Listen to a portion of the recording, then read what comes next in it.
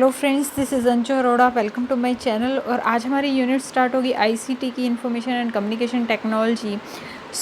इस यूनिट में पहले क्या होता था कि प्रीवियस ईयर के क्वेश्चंस आप कर लो और बेसिक्स कुछ क्वेश्चंस कर लो, दैट वाज सफिशिएंट। बट अब सिलेबस चेंज हो गया, तो सिलेबस के अकॉर्डिंग हम पहले सब कुछ करेंगे और मैं आपको सारी पीडीएफ्स जो भी हैं एमसीक्यूज़ की, यानी ठीक है, प्रीवियस ईयर के क्वेश्चंस की भी दूंगी और कुछ और क्वेश्चंस एब्रीविएशन की भी पीडीएफ्स आपको मिल जाएंगी। Okay, so let's start. ठीक है, सबसे पहले हम देखेंगे सिलेबस क्या है।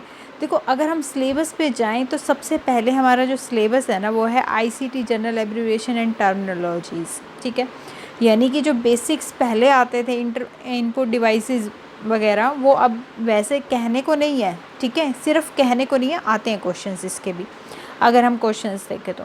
फिर उसके बाद है बेसिक ऑफ इंटरनेट के सारे बेसिक्स, इंट्रानेट के, email, audio and video conferencing, ये सब आएगा हमारे सिलेबस में। और डिजिटल इनिशिएटिव्स जो लिए गए हैं हायर एजुकेशंस में, वो भी हमारे इसी यूनिट के अंदर आएंगे। ठीक है, और आईसीटी एंड गवर्नेंस भी हमारा नया टॉपिक है, ये भी आएगा। तो सब भी आपको करवाया जाएगा, ठीक है, वन बाय वन। आज हम करेंगे बेसिक्स जो हैं हमारे कंप्यूटर्स के, उसको हम कर लेंगे।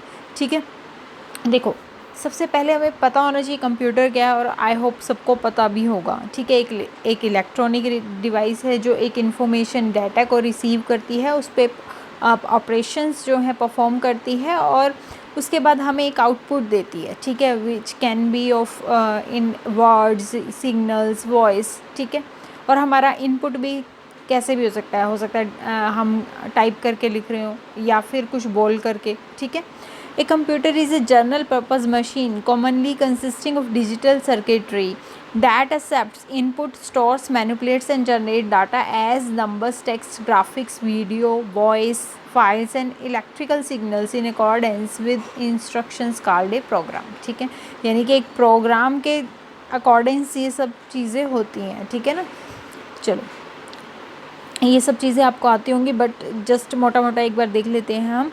ठीक है, हमारे जो इनपुट है वो देखो कई सारे होते हैं। सबसे पहले हमारा कीबोर्ड है, ठीक है, कंप्यूटर में। फिर माउस से हम इनपुट करते हैं, और बहुत सारे इनपुट डिवाइसेस भी होते हैं। ये आप ना क्या करना, वैसे तो देखो सबको पता है कि इनपुट डिवाइसेस कौन कौन से हैं, आउटपुट डिवाइसेस कौन कौन से हैं। कई बार क्वेश्चन पूछ लिया जाता है कि ये कौन सा डिवाइस है, तो आप एक बार गूगल पे सर्च करना, जितने भी हैं एक बार बस उसे देख लेना कि इनपुट कौन से है और आउटपुट कौन से है। ठीक है, आउटपुट कौन से है, मॉनिटर, प्रिंटर, स्पीकर हो गया, अदर इनपुट वगैरह। ठीक है, उसके अलावा हमारी मेमोरी होती है जो काफ़ी इंपॉर्टेंट पार्ट है, उसको हम डिटेल में करेंगे। ठीक है, और सीपीयू होता है हमारा जो प्रोसेसर होता है। ठीक है, जहाँ इंफॉर्मेशन जो है जाती है, जहाँ पे प्रोसेसिंग हो रही है इंफॉर्मेशन की, that is called CPU, central processing unit. Okay, अब देखो, जहाँ से जो आपको नहीं मिलेगा ना, वो चीज़ आपको बता रही हूँ। इनपुट आउटपुट डिवाइसेस आपको आराम से गूगल पे मिल जाएंगी कि कौन कौन सी इनपुट डिवाइसेस हैं, वो एक बार लिस्ट देख लेना। बिल्कुल टाइम वेस्टेज है अगर मैं आपको वीडियो में कराती हूँ वो चीज़ें तो। ठीक है, तो देखो, प्रिंटर देख लेते हैं हम कि प्रिंटर कितने टाइप्स के होते हैं। कई बार क्वेश्चन आ जाता है प्रिंटर के बारे में। तो अगर हम देखें तो मेनली 2 टाइप्स के प्रिंटर होते हैं, पहला इम्पैक्ट और दूसरा नॉन इम्पैक्ट। और इम्पैक्ट के अंदर कौन कौन से आते हैं हमारे, करैक्टर प्रिंटर और लाइन प्रिंटर। और नॉन इम्पैक्ट में हमारे आते हैं करैक्टर प्रिंटर, पेज प्रिंटर। ठीक है, अब करैक्टर प्रिंटर के अंदर कौन कौन से आगे हमारे, डॉट मैट्रिक्स है, और करैक्टर ही प्रिंटर है यहाँ पे जो नॉन इम्पैक्ट है, उसके अंदर कौन सा आया हमारा, इंकजेट। ठीक है ना, देखो, करैक्टर। ठीक है, तो ये इम्पैक्ट के अंदर है डॉट मैट्रिक्स, और ये नॉन इम्पैक्ट के अंदर है। ठीक है, और पेज प्रिंटर आता है जिसमें पूरा का पूरा पेज हमारा प्रिंट होकर आता है, वो होता है लेज़र प्रिंटर। ओके, तो इनको देखते हैं हम वन बाय वन। सबसे पहले होता है इम्पैक्ट प्रिंटर। क्या है, किस वजह से इसका नाम इम्पैक्ट प्रिंटर है, वो नॉन इम्पैक्ट है, इम्पैक्ट है, मतलब क्या है इस चीज़ का। An impact printer makes contact with the paper. ठीक है, it usually forms the print image by pressing or inked ribbon against the paper using a hammer or pins. It means कोई जैसे हार्मर या पिन से यहाँ पे वो contact बना रहा है पेपर के ऊपर, ऐसा प्रिंटर है ये। ठीक है ना, कैसा प्रिंटर है, जहाँ पे आप जैसे की दबाते हैं ना, तो वो पेपर पे लगती है, चाहे वो पिन से है चाहे वो कोई हार्मर है। ठीक है, उस तरीके से, और फिर वो रिबन से वो उस कांटेक्ट से वो प्रिंट हो रही है चीज़। ठीक है, सबसे पहला है dot matrix printer. The dot matrix printer uses print heads, ठीक है, प्रिंट हेड्स होते हैं इसके, जिसकी 9 to 24 पिंस होती हैं, ठीक है ना, जो आप की करेंगे वही वहाँ पे जाके छपेगी, उस तरीके का होता है ये, ठीक है। These pins produces pattern to dots on the paper to form the individual characters. Dot matrix printers are inexpensive and typically print at speed of 100 to 600 characters per second, ठीक है। इसकी स्पीड स्लो होती है, ठीक है, क्योंकि ये देखो 100 to 600 कैरेक्टर्स ही कर पा रहा है, ठीक है। बट क्या है, ये बहुत पुराने वाले हमारे डॉट मैट्रिक्स प्रिंटर चलते थे, ठीक है। उसके बाद आए डेजी व्हील प्रिंटर, ये वैसे हैं जैसे टाइपराइटर होता था ना हमारा, वैसे, ठीक है। In order to get the quality type found on typewriter, a daisy wheel impact printer can be use, ठीक है। ए हर्मस strikes a patchel containing the character against the ribbon and the character prints on the paper, ठीक है। तो यहाँ पे बहुत ही ज़्यादा स्लो स्पीड है, बिल्कुल यहाँ पे तो डॉट मैट्रिक्स से भी हमारी स्लो स्पीड है। कितने करैक्टर्स हो रहे हैं, 25 से 55 करैक्टर पर सेकेंड ये कर रहा है, ठीक है। उसके बाद आता है लाइन प्रिंटर, यहाँ पे क्या होगा, वर्ड नहीं है, पूरी की पूरी लाइन ही आपकी एक मैकेनिज्म के थ्रू प्रिंट होगी, ठीक है। Line printer or a line at a time printer uses special mechanism that can print a whole line at once, ठीक है, एक लाइन इकट्ठा ही आपकी प्रिंट होगी। They can typically print the range of 1200 to 6000 lines पर minute. एक minute में आपकी कितनी रेंज है यहाँ पे कि 1200 से 600 लाइन्स हो जाएंगी आपकी, ठीक है, 600 लाइन्स हो जाएंगी आपकी, ठीक है। तो इसका मतलब इसकी स्पीड जो है दोनों से ज़्यादा है, ठीक है।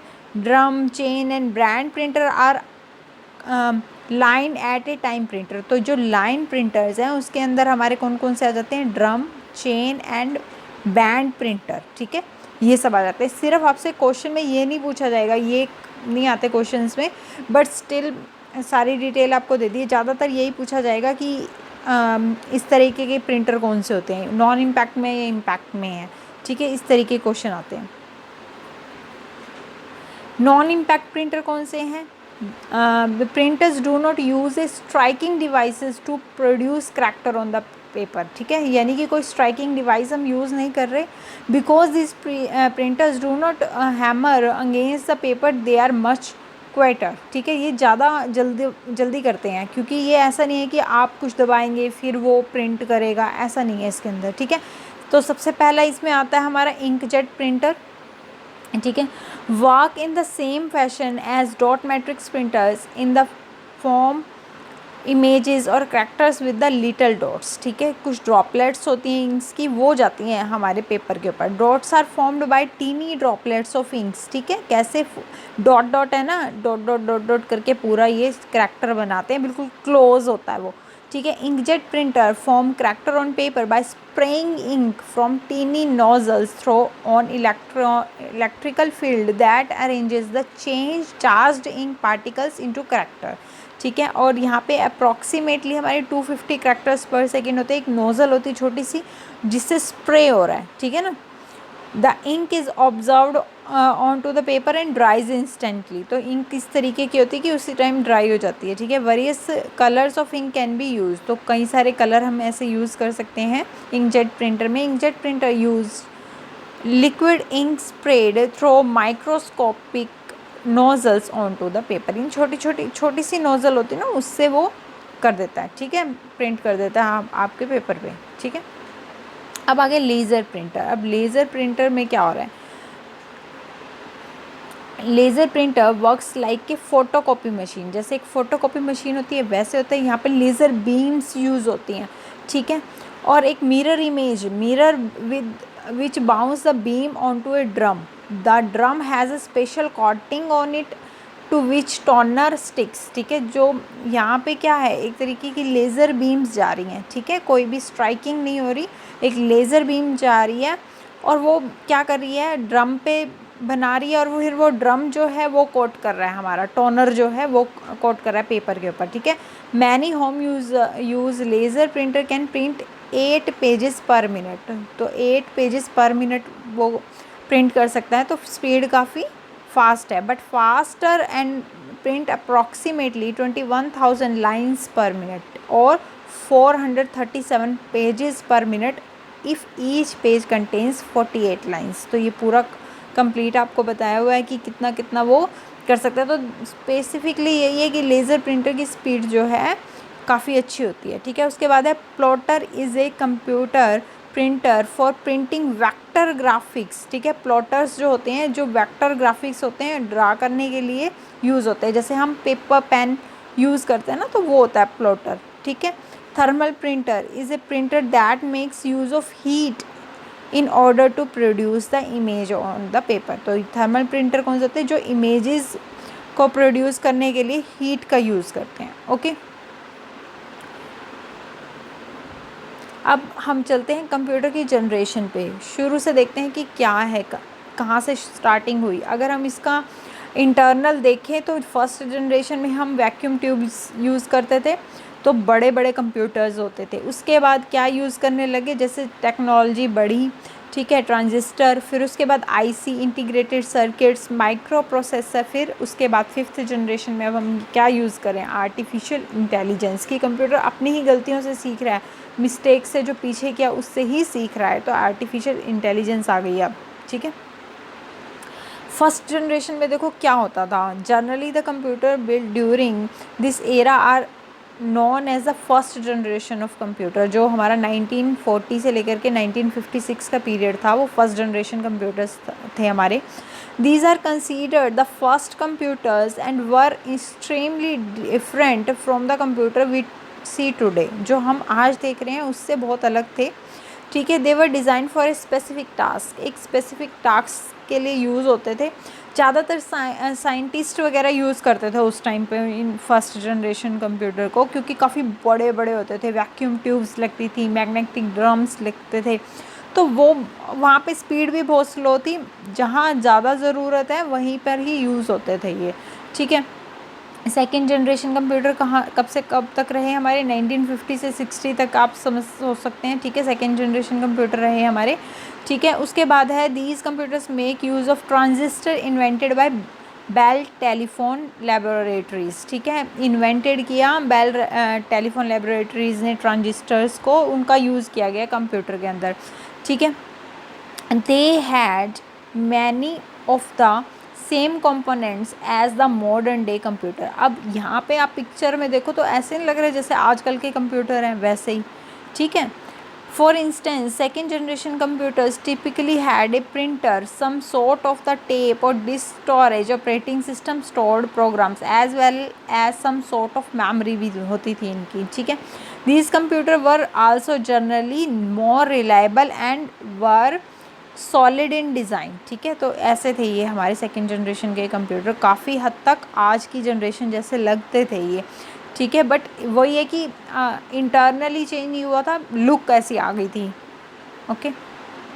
अब आ गए third generation computer. The third generation computer were generally much smaller in size than the second and first generation computer. अगर हम सेकेंड देखें और फर्स्ट देखें तो बड़े बड़े कंप्यूटर्स होते थे, ठीक है, बट थर्ड जनरेशन के और छोटे हुए। This is because these newer computer made us of integrated circuits and semiconductors. तो यहाँ पे हम क्या चीज़ की यूज़ कर रहे थे, integrated circuits and semiconductors use कर रहे थे। The third generation computer also contained operating system भी होता था, which acted as overseas to performance of the computer and which is allowed computer to run different program at once. काफ़ी सारे programmes जो हैं वो एक साथ यूज़ किए जा सके, ठीक है। Another function of operating system is to make sure everything is following smoothly and inside the computer, ताकि सारी चीज़ें जो हैं कंप्यूटर के अंदर वो स्मूथली चलती रहें। The third generation computer made the transition from transistor to integrated circuits and from punch card to electronic computer system, ठीक है। यानी कि यहाँ पे क्या हुआ, ट्रांजिस्टर से अब हम किस पे आ गए, आईसी पे आ गए, ठीक है। और पंच कार्ड से कहाँ पे आ गए, इलेक्ट्रॉनिक कंप्यूटर सिस्टम के ऊपर हम आ गए, ओके। नेक्स्ट है fourth generation computer. Fourth generation computer are marked by the uses of integrated circuits and micro processors. तो यहाँ पे क्या यूज़ हो रहे हैं, हमारे माइक्रो प्रोसेसर्स यूज़ हो रहे हैं, आईसी भी यूज़ हो रहे हैं, ठीक है। Computers become smaller and smaller, बहुत छोटा हो गया कंप्यूटर। अब तो क्या है, आप मोबाइल भी एक तरीके का कंप्यूटर या पूरा कंप्यूटर आ जाता है उसके अंदर, ठीक है। Millions of components could be placed on to a single silicon chip, तो मिलियंस ऑफ कंपोनेंट्स जो हैं वो एक सिंगल सिलिकॉन चिप पे आ गई हैं, ठीक है। Computers become more efficient and more reliable हो गया है, they can perform more and more operations, ठीक है। They began to catch the eyes of the general public as soon more sophisticated software and equipment were designed। तो बहुत सी sophisticated software बन रहे हैं, जनरल पब्लिक के यूज़ के लिए एप्लीकेशंस बन रही हैं, ठीक है। नेटवर्क बिकम कॉमन प्लेस, ठीक है। नेटवर्क्स जो हैं वो एक कॉमन प्लेस बन गया है। The whole world was connected by the internet by the world wide web. तो अब क्या हो गया, इंटरनेट सबके लिए कॉमन होगी ये चीज़, ठीक है। अब आ रहे 5th जनरेशन कंप्यूटर, जहाँ पे हम आर्टिफिशियल इंटेलिजेंस को यूज़ करेंगे। आने वाले टाइम में हम क्या करेंगे, AI का बहुत ज़्यादा यूज़ होगा। 5th generation computers are only in the minds of advance researcher scientist and being tested out in the laboratories, यानी कि अभी ये हुआ नहीं है, ठीक है। कुछ पार्ट आ गया, जैसे एलेक्सा आ गया, ठीक है। तो these computers will be under artificial intelligence. Many of the operation which requires low human intelligence will be performed by the computers। जहाँ पे देखो काफ़ी सारे ऑपरेशंस तो कंप्यूटर कर रहा है, जहाँ पे हमारे ह्यूमन की इंटेलिजेंस की ज़रूरत नहीं है, ठीक है ना। Parallel processing is coming and showing the possibility that the power of many CPU can used side by side, ठीक है। तो पैरेलल प्रोसेसिंग हो सकती है, ऐसी कोई सिस्टम ला सकते हैं वो पैरेलल प्रोसेसिंग का, जहाँ पर काफ़ी सारे CPUs यानी प्रोसेसर लगे हुए हैं और वो वर्क कर रहे हैं। Computers will be more powerful then those under central processing, तो पावरफुल बहुत ज़्यादा हो जाएगा, ठीक है। Advances in super conductor technology will greatly improve the speed of information traffic, तो उससे इसकी स्पीड भी इंक्रीज़ होगी, ओके। अब कुछ मेन पॉइंट्स हैं जिनको आपने लर्न करना है, जहाँ से क्वेश्चन आते हैं, ठीक है। अभी मैंने बेसिक बताया, देखो क्वेश्चन आया हुआ है कई बार ये कि फादर ऑफ कंप्यूटर कौन है, चार्ल्स बेबेज, ठीक है। फादर ऑफ मॉडर्न कंप्यूटर कौन है, एलन टारिंग, ठीक है। बेसिक आर्किटेक्चर ऑफ कंप्यूटर किसने दिया था, जॉन वॉन न्यूमैन ने। तो ये सब चीज़ें जो हैं ये आपने क्या करनी है, लर्न करनी है, ठीक है, ज़रूर से ज़रूर, ठीक है। फर्स्ट प्रोग्रामर कौन थी, लेडी अदा, ठीक है। और फर्स्ट इलेक्ट्रॉनिक कंप्यूटर कौन सा था हमारा, ENIAC 1946 में, ठीक है। उसके बाद है first computer for the home user introduce, किसने किया था, IBM ने किया था 1981 में। तो ये सब इंपॉर्टेंट पॉइंट्स मैंने यहाँ लिखे हैं, आपको PDF मिलेगी, तो अब पढ़ना है, इसको लर्न करना है, ठीक है। अब आते हैं, चलते हैं मेमोरी के ऊपर। अगर हम मेमोरी को देखें तो हम इसको 3 टाइप्स में बाइफ्रिकेट कर सकते हैं। पहली है प्राइमरी, दूसरी है सेकेंडरी और तीसरी है कैश, ठीक है। कैश वो वाला कैश नहीं, मनी नहीं, ठीक है। तो प्राइमरी में आता है रैम और रोम, ठीक है। रैम में आता है हमारा स्टैटिक और डायनेमिक, और रोम में आते हैं प्रोम, EPROM, EEPROM। और सेकेंडरी में होते हैं हमारे hard disk, magnetic tape, CD, DVD, zip disk etcetera, okay. तो इनको 1 बाय 1 समझेंगे हम। और सबसे ज़्यादा जो क्वेश्चंस बनते हैं ना मेमोरी में से बनते हैं, और किस टाइप के बनते हैं वो भी आपको बताऊंगी। देखो जो इस टाइप से पूछ लिया जाता है कि जैसे असेंडिंग ऑर्डर बताओ इनका, मेमोरीज़ का, कि CPU, कैश का, रजिस्टर, इस तरीके से आपसे ऑर्डर पूछ लिया जाएगा। ज़्यादातर इस तरीके के क्वेश्चन आते हैं। तो मैं आपको बता रही हूँ कि देखो लेटेंसी जो है वो CPU रजिस्टर की सबसे कम होती है। लेटेंसी का मतलब स्पीड ज़्यादा होती है, लेटेंसी का मतलब देरी कम करता है वो, ठीक है। आई बात समझ में, यानी CPU रजिस्टर की जो स्पीड है वो सबसे ज़्यादा है। और उसके बाद आती है कैश की स्पीड, ठीक है। लेवल 1, लेवल 2, लेवल 3 होते हैं इसमें। उसके बाद आती है मेन मेमोरी। मेन मेमोरी की जो है स्पीड है कैश से कम होती है, ठीक है, बट स्टोरेज ज़्यादा होती है। तो इनके बीच में क्या है, उल्टा रिलेशनशिप है, रेसिप्रोकल रिलेशनशिप है, ठीक है। और स्टोरेज जो होती है हमारी SSD या HDD, जो हमारी दूसरी स्टोरेज होती है सेकेंडरी स्टोरेज, उनमें हमारी जो स्पीड है वो और भी कम होती है, ठीक है, एज़ कम्पेयर टू रजिस्टर्स या मेन मेमोरी, रैम वगैरह जो होती है हमारी, ठीक है। बट कैपेसिटी ज़्यादा होती है। यहाँ पे स्टोरेज कैपेसिटी आपको ज़्यादा मिलेगी, यहाँ इससे कम मिलेगी, यहाँ इससे कम मिलेगी, यहाँ इससे और भी कम मिलेगी, ठीक है। स्पीड और इसके बीच में रेसिप्रोकल रिलेशनशिप है। तो ये चीज़ आपको ध्यान रखनी है, ये सीक्वेंस आपको याद रखना है, क्योंकि इसके असेंडिंग या डिसेंडिंग ऑर्डर वो पूछ सकते हैं। ओके, नेक्स्ट देखो रजिस्टर होता क्या है। Register is one of a small set of data holding places that are part of the computer processor. A register में hold an instruction, storage address और any kind of data such as a bit, sequence और individual character. Okay, सब instruction specify register as a part of instruction. इसकी speed ज़्यादा है, storage कितना कम है, देखो आप, ठीक है ना, सिर्फ एक पार्ट ऑफ इंस्ट्रक्शन ही वो स्टोरेज कर सकता है। ठीक है, अब cache is a place to store something temporarily in computing environment. ठीक है, कंप्यूटिंग का जो इन्वायरमेंट है उसकी कैश में कोई छोटा सा, जैसे कह सकते हैं ना, स्टोरेज स्पेस है, वहाँ पे आपका चीज़ें मतलब स्टोरेज हो जाती हैं। जैसे आप 2-3 वेबसाइट्स आपने यूज़ करके, तो उसकी हिस्ट्री में यानी कैश में वो चीज़ें हैं, या फिर हम मोबाइल यूज़ करते हैं तो 3-4 ऐप्स आपकी खुली हुई होती हैं, तो आपको पता चल जाता है ना कि आप जब क्लिक करते हैं तो कि ये चीज़ें हैं, तो वो किस में होती है, कैश मेमोरी में होती है। जब आप उसको डिलीट कर देते हैं तो कौन सी मेमोरी जाती है, हमारी कैश मेमोरी जाती है ना। ठीक है, इतना तो पता होगा, मोबाइल सब यूज़ करते हैं, वहाँ पे लिखा हुआ होता है ना, जो मेमोरी होती है, कैश मेमोरी आपकी रिमूव हुई, तो वो सब क्या है, जो एप्लीकेशन एक साथ 3-4 खुली हुई है, वो सब कैश मेमोरी के अंदर है।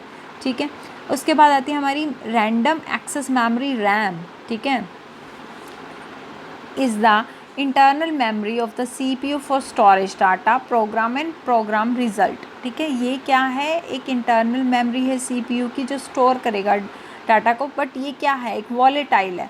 क्यों, क्योंकि जैसे ही स्विच ऑफ होगा ना मशीन का, वैसे ही ये इरेज हो जाएगी अगर हमने उसको सेव नहीं किया। सेव कहाँ होगी, वही सेकेंडरी स्टोरेज में होगी, रैम में थोड़ी ना होगी।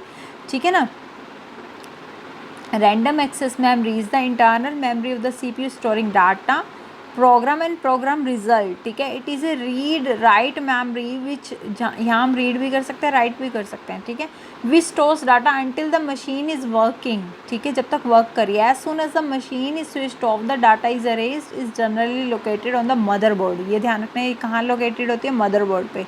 ठीक है, और ये कैसी मेमोरी है, वॉलेटाइल मेमोरी है। तो ये क्वेश्चन कई बार पूछा हुआ है, वॉलेटाइल मेमोरी कौन सी होती है, रैंडम एक्सेस मेमोरी। तो ये 2 टाइप की होती है हमारी, डायनेमिक रैम और स्टैटिक रैम। ठीक है, dynamic indicates that the memory must be constantly refreshed और विल लूज़ इट्स कंटेंट, यानी कि बार बार आपको रिफ़्रेश करने की ज़रूरत पड़ेगी, नहीं तो इसका कंटेंट्स जो है वो लूज़ हो जाएगा। स्टैटिक मेमोरी क्या होती है, computer memory that contains fixed information and retain its program state as long as the power is on. यहाँ आपको बार बार रिफ़्रेश करने की ज़रूरत नहीं है, क्योंकि जब तक पावर ऑन है जब तक वो रहेगी। ठीक है ना, आ गई बात समझ में। तो आजकल यही चल रही स्टैटिक मेमोरी। ठीक है, नेक्स्ट है हमारी रोम। अब रीड ओनली मेमोरी क्या होती है, आपने देखो कभी बूटिंग देखी है ना, कंप्यूटर में बूटिंग होती है, वो क्या है, वो सब प्रोग्राम जो पूरा चलता है बूटिंग का, वो सब क्या है, हमने तो नहीं डाला उसको, कि जब कंप्यूटर बन रहा था तभी प्रोग्रामर्स ने उसको डाला, तो वो क्या होती है, रीड ओनली मेमोरी, हम उसको सिर्फ रीड कर सकते हैं, बट वो पूरी बूटिंग होती है ना। ठीक है, वो सब क्या है, रीड ओनली मेमोरी है।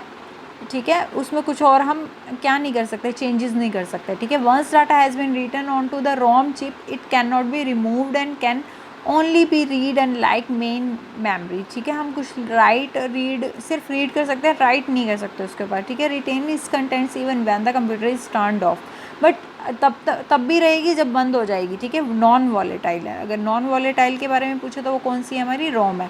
ठीक है, अब इसके भी कई सारे टाइप्स हैं। पहला है प्रोम, stands for programmable read only memory. This form of ROM is instantly blank. The user or manufacturer can write data program on it by using special devices. तो special devices से ये डाटा, ये programme लिखा जा सकता है। ठीक है, जब मैन्युफैक्चरर है ना वही राइट करेंगे। ठीक है, however once the program और data is written in PROM chip it can not be change. एक बार आपने लिख दिया तो बस लिख दिया, उसके बाद वो चेंज नहीं हो सकता। If there is an error in writing instruction और data in PROM the error can not be erased. अगर आपने मैन्युफैक्चरिंग के टाइम पे, प्रोग्रामिंग के टाइम पे कोई गलती कर दी तो आप उसे मतलब इरेज नहीं कर पाओगे। ठीक है, प्रोम चिप बिकम्स अनयूजेबल, तो प्रोम चिप क्या हो जाएगी, अनयूजेबल हो जाएगी। ठीक है, अब ई प्रॉम पे चलते हैं। ई प्रॉम में क्या कहता है, E PROM stands for erasable programmable read only memory, ठीक है। This form of ROM is also initially blank, पहले क्या होती है, ब्लैंक होती है, जैसे रोम ब्लैंक थी वैसे ये भी ब्लैंक होती है। द यूज़र और manufacturer can write program on the data on it by using special devices, बिल्कुल ठीक वैसा ही जैसे उसमें था। But unlike PROM the data is written in PROM chip can be erase by using special devices and ultra violet rays. तो हम इनको क्या कर सकते हैं, स्पेशल डिवाइसेस या अल्ट्रा वायलेट रेज से इरेज कर सकते हैं। सो प्रोग्राम और data written in E PROM chip can be changed and new data can be edit. अब एडिट हो सकता है, एडिट आप चेंज कर सकते हैं। तो ये नहीं है कि एक एरर हो गया छोटा सा तो आपको फिर वो जो आपकी चिप है वो ख़राब हो जाएगी, ठीक है। उसके बाद है E PROM. E PROM stands for electrically erasable programmable read only memory. This kind of ROM can be written और change with the help of electrical devices, ठीक है।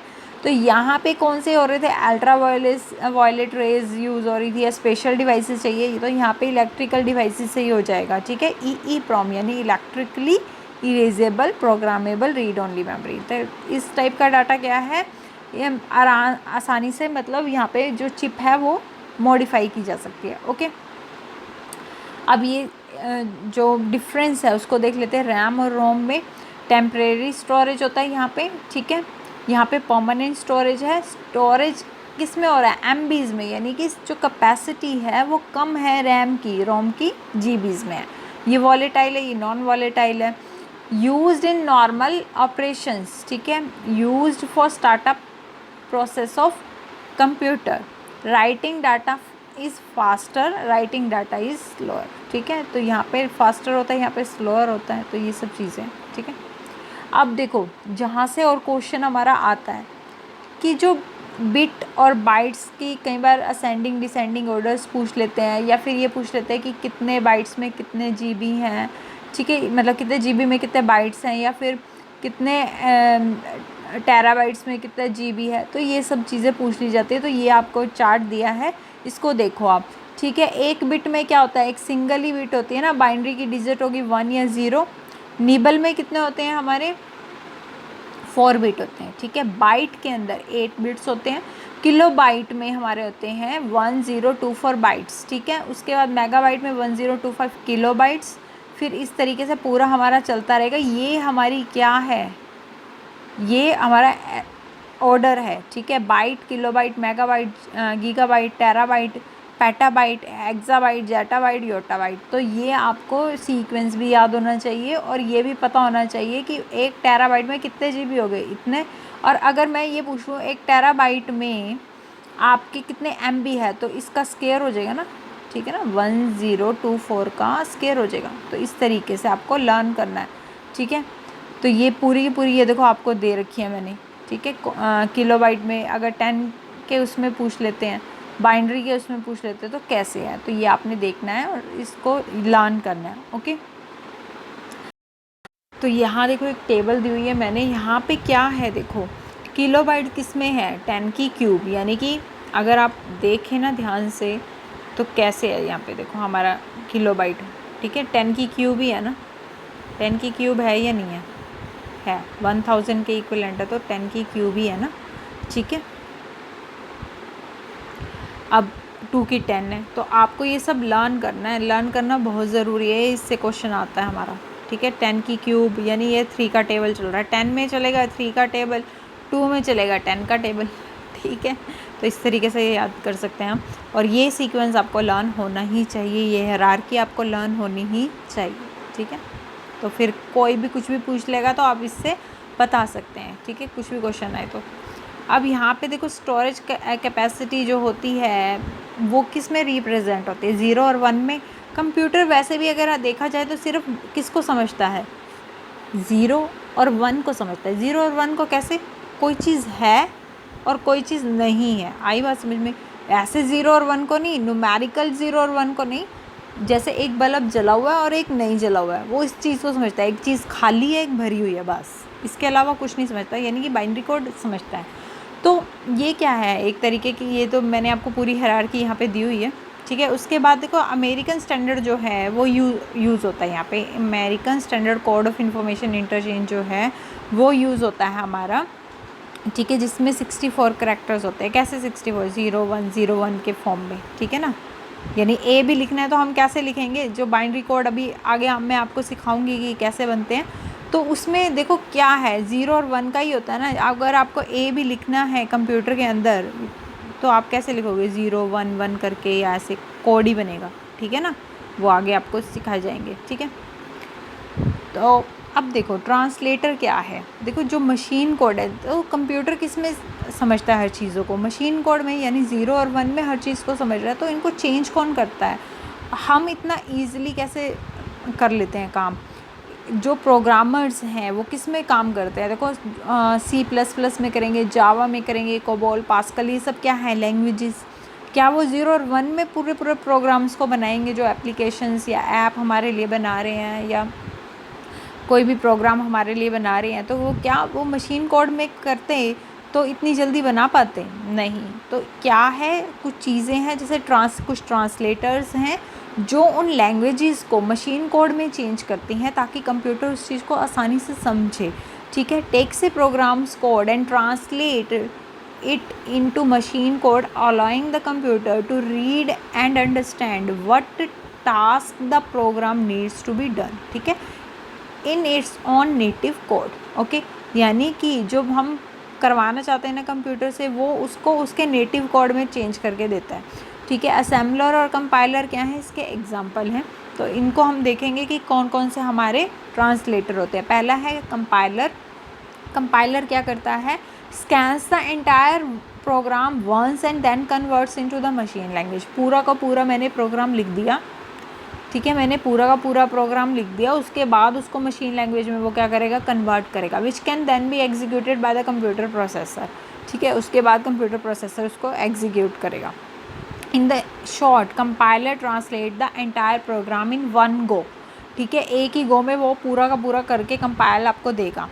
Compiler are use to convert higher level languages like C++ into machine code, for example GCC, Microsoft Visual Studio etcetera, ठीक है। उसके बाद आता है हमारा इंटरप्रेटर। अब interpreter on the other hand first converts higher level language into the immediate code and then execute it line by line. तो वो क्या करता है, लाइन बाय लाइन जो है हमने प्रोग्राम जो दिया उसको, वो लाइन बाय लाइन उसको एग्जीक्यूट करता है, जहाँ एरर आएगी वहीं बता देगा।